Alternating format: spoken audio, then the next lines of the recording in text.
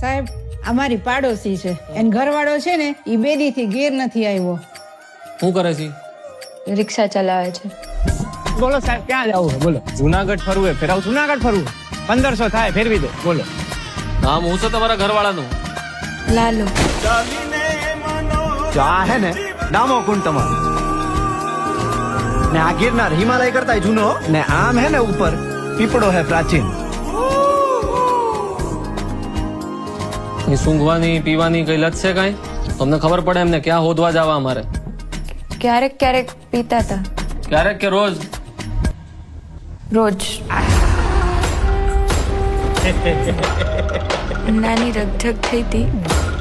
Photo પાડી આપું તમે? હા અહીં ઉભા રહ્યો. આયા ઈ રાત પછી પાછા નથી આવ્યા.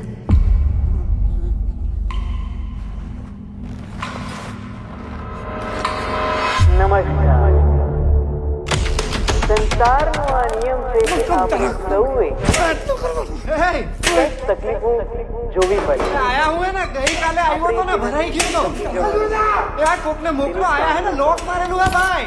કંઈક ને કંઈક પ્રયત્નો કરતા રહેવાના. પ્રભુ તમે ક્યાંથી આવ્યા? હું તો અહીંયા ખાલી ગાયોનું ધ્યાન રાખવા આવ્યો. એક દારૂડિયાની લાશ મળી છે, મોઢું વળતાતું નથી. તમે જેના દારૂડિયો કહો છો ને ઈ મારો દીકરો છે હો સાહેબ.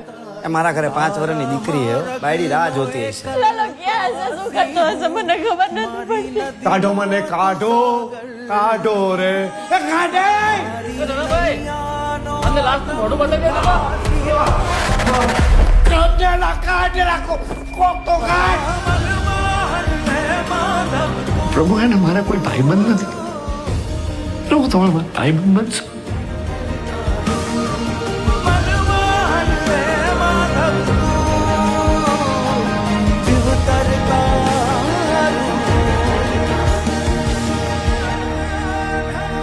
તમને ખબર છે એવું કહેવાય છે કે કૃષ્ણ ભગવાન એમના ભક્ત નરસિંહ મહેતા માટે 52 વાર અહીંયા આવ્યા છે જુનાગઢ.